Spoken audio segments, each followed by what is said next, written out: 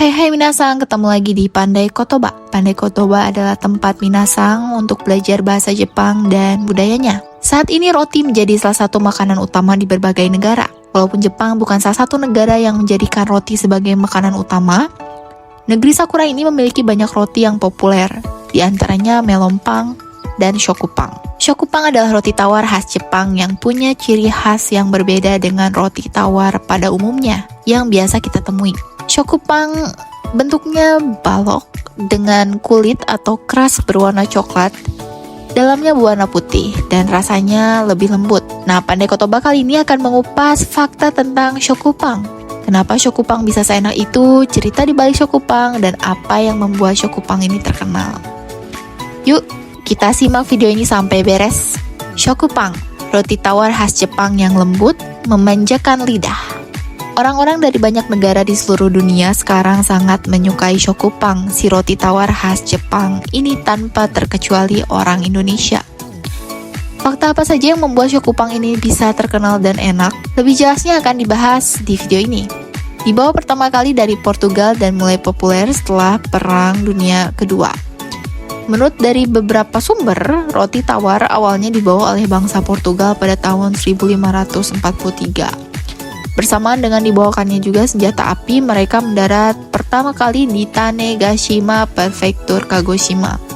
Namun selama periode Edo dengan berlangsungnya politik Sakoku ini adalah politik di mana Jepang menutup diri dari negara luar ya minasang. Roti tidak lagi disukai karena pengaruh bangsa asing yang dikhawatirkan dapat melunturkan budaya Jepang.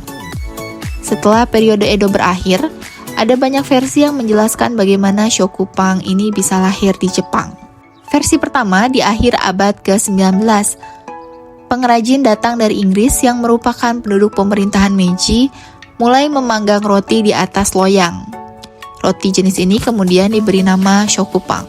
Versi kedua setelah Perang Dunia II berakhir, tepung terigu dikirim dari Amerika Serikat untuk mengatasi kekurangan pangan pasca perang.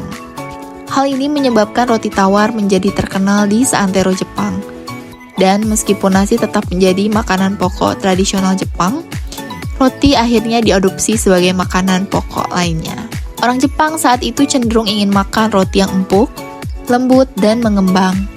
Kemudian, resep roti gaya barat dimodifikasi sesuai dengan lidah orang Jepang dan menghasilkan shokupang hari ini.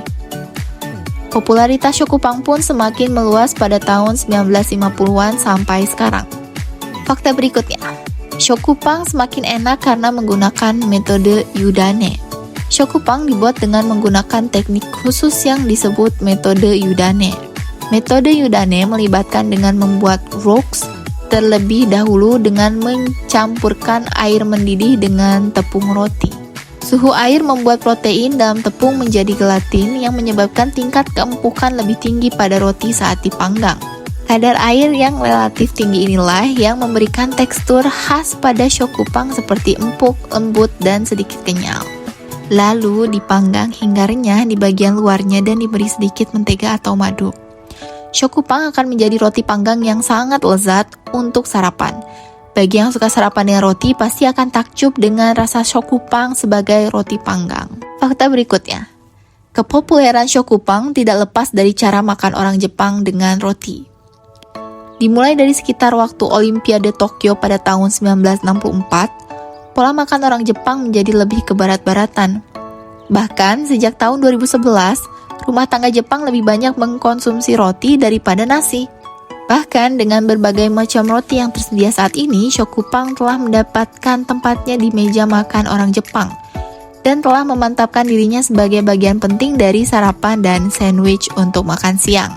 Pada tahun 1984, sebuah produsen roti besar mulai menjual sandwich yang dibuat dengan meletakkan isian di antara dua potong roti, lalu menekan keempat ujung roti dengan kuat untuk menutup sandwichnya, lalu memotong kulitnya, alias si bagian coklat pinggiran roti itu ya. Nah, jenis sandwich ini terus menjadi sangat populer dan mudah ditemukan dijual di minimarket atau tempat-tempat lain. Nah, inilah yang jadi asal-usul fruit sando bisa diciptakan. fruit sando ya, fruit sando gitu kalau dalam bahasa Jepangnya. Nah, sekitar ada 150 produk sandwich yang baru diluncurkan di pasaran setiap tahunnya. Dan sekitar 400 juta sandwich terjual di Jepang pada tahun 2020.